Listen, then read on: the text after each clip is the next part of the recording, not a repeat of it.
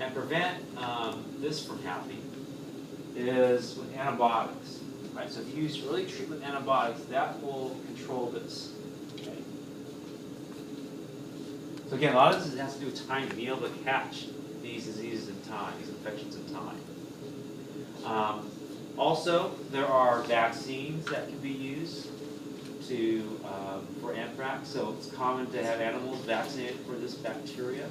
Right? And then there are also human vaccines that can be available. Yes? I was going to ask, is there inhaled form of anthrax? Yeah, there is, and we'll talk about that too. So that affects a different body system, but we'll get back to that. Yeah. So that's a good point. Some of these pathogens, like Staphylococcus, even Streptococcus, you'll see in other body systems because they can also enter and affect the body that way. Any questions about this? Okay.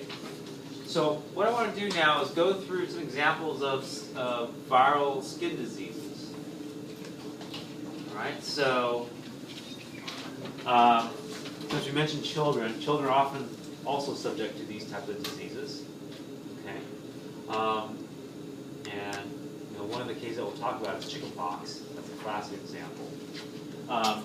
What happens during a viral skin disease, it goes through a series of common steps. One is, first of all, although this affects the skin, right, you can get chickenpox, it affects the skin, the way that it enters the body is actually through the respiratory tract. Okay? So it enters through the respiratory tract, and then gets in the body that way, and then it develops into a viremia. So if it's a viremia, where is the virus? It's in the blood, right? So if it's in the blood, where does it go? The heart, sure, and then from there where? Yeah, it can go everywhere, right? And when we see this on the skin, right? So because it's widespread, because it's systemic, that's going to cause a fever response. So that's why you get a high fever response.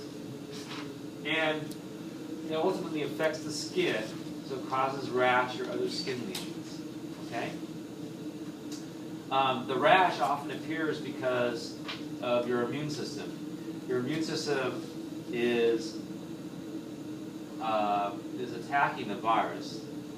So this gets back to the last unit. So when your immune system attacks a virus, how's that usually done? Like in this case, what kind of cells would be used? What kind of immune cells would be used? Yeah, T cells. So this particular response is mediated by T cells. What kind of T cells? Yeah, cytotoxic. Okay, so not necessarily killer T cells, but cytotoxic T cells. Okay. And then they destroy. How do they destroy the virus? What do they have to destroy the virus? If they don't attack the virus directly, what do they attack?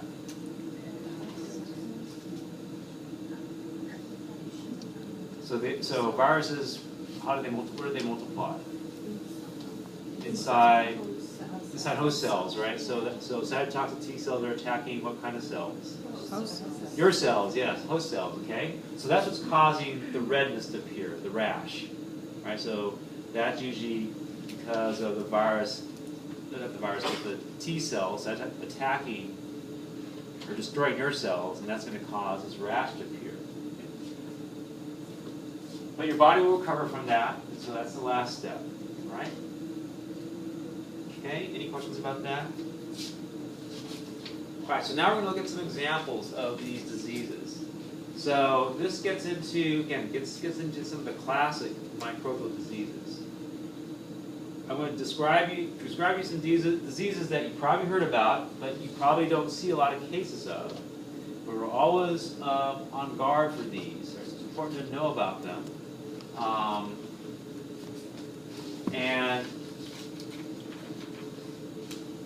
And also, you want to make sure that you know some of the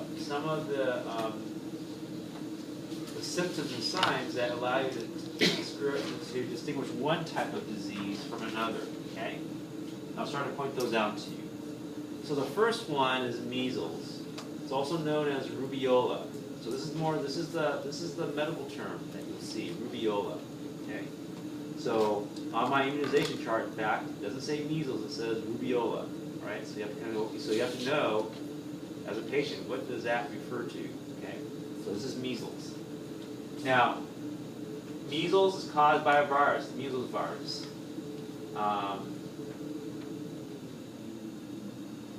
As I mentioned, we don't have a lot of cases of this. Why is that? Yeah, vaccine, right? So there's a vaccine. It's called the MMR vaccine. This is one of the M's that they protect you against. Okay, right? And what happens during a measles infection, just to give you one characteristic sign, is that there are Koplik spots. So usually for this, I have to completely shut down the lights. So if you look carefully, there's these white patches on the cheek, inside the cheek. Okay, that's called a Koplik spot. And so this is a classic sign of measles, right? That's what that refers to. Okay. And then from there it develops into a skin rash. So here's a skin rash, right? Now, so if a physician who's trained in this can actually tell from the pattern of the rash what type of viral skin disease it is, right? So I'm not trained in this specialty, right? Or at least when I tried, I didn't remember. I forgot because I don't remember now. Right? This is a sign of this is another characteristic sign of measles based on the pattern. Okay. I'll show you another skin pattern, a little bit easier to interpret, which relates to another disease. All right. Any questions about this?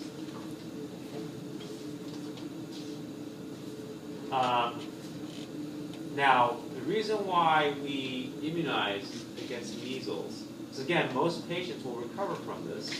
Okay, just like many of these skin rash diseases, is that there are serious complications, right? That's the reason why we immunize for measles. So one complication is pneumonia. Another one is encephalitis. Okay, so encephalitis is affecting what part of your body? The brain, yeah. Okay, so and in fact there is a very serious condition called subacute sclerosing encephalitis.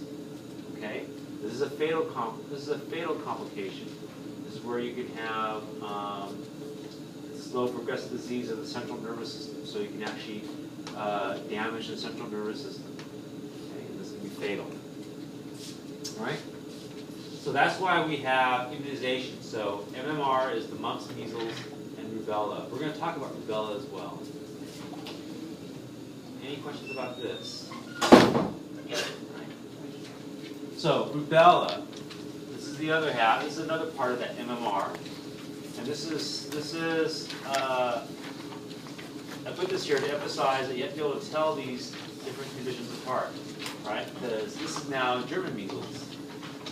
German measles is different than measles, just like rubella is different than rubeola. So you have to know which one is rubella, which one is rubeola. Okay.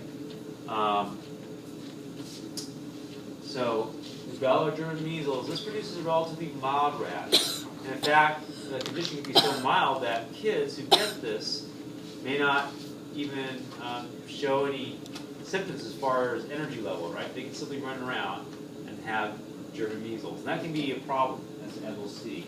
Okay? In adults, this causes more severe symptoms. All right? So if you have a little kid running around with German measles, hopefully this is not happening because we should be immunized for this.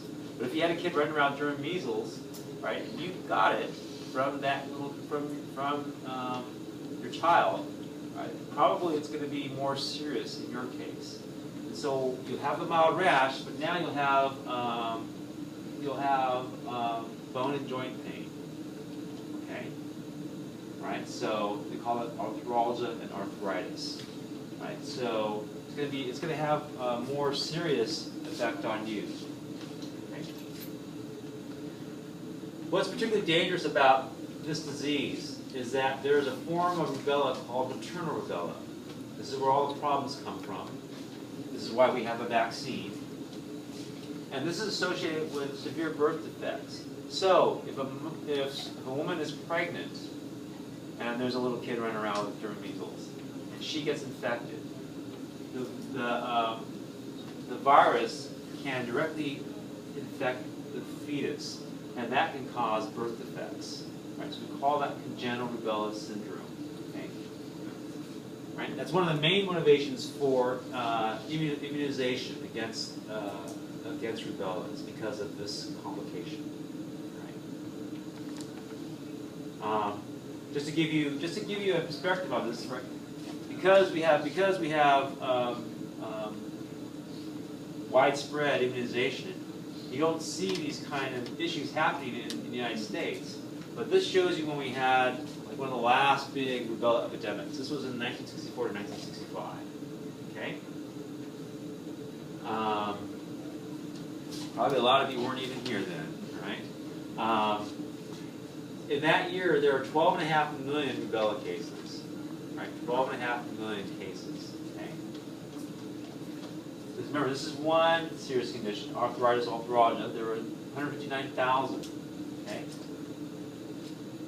So which age group were these patients? Yeah, they're probably older, probably adults. Okay. And then there's 2,000 cases of encephalitis. Right. Now, this is where we get into the congenital rubella syndrome. Right? So in that year, because of this epidemic, right, there were babies who were born that had congenital rubella syndrome, and so this can result in deafness. That's one birth defect. So there are 8,000 cases of that. It can result in deafness and blindness. So there are 3,500, a little over 3,500 cases of that. Mental retardation is another complication. There's other symptoms. So about 20,000 cases of congenital rubella syndrome happened from this one epidemic. So it's for this reason that we immunize. Yes? So if a woman is pregnant and contracts the rubella, what happens? How do they treat that?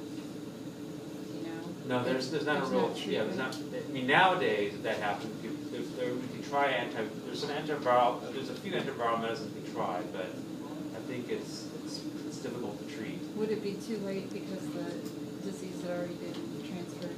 Yeah. To the fetus? Yeah, I think it might be difficult to treat. I have to take.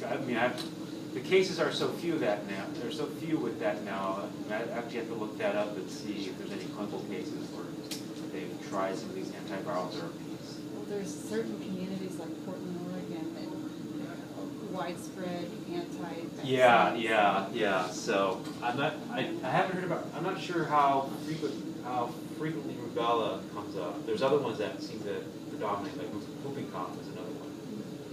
Yeah. Question. The reason that the small children have mild symptoms and adults it's severe for measles, is that something to do with the growth rate, or what? Do you know? Yeah, that's a good question. I'm not quite sure, but there are certain conditions where because the children's body is growing, cells are just able to better repair, and so they don't. There are certain diseases where it seems that children don't get as hit hard as adults do. And then they're allowed to have higher fevers before you come into the doctor. Yeah. Okay. But just to close with this shows you just the impact, and hopefully you'll view this as a positive impact that having this vaccine can have on a population, right? So on epidemiology. So this is back in the 60s. So the vaccine came out about 68, right? Actually, remember when the vaccine came out? So all the commercials that was on TV, right, during the cartoons probably. All right, so they had an attenuated vaccine. So it's attenuated. What does that mean? Huh? It's live, right? Live but weakened. And so what happened to so these are the number of cases of rubella. This is the time. So what happened to the number of cases? It just like dropped down to virtually nil. Okay. All right. So that's because of vaccination. All right, so again, this is another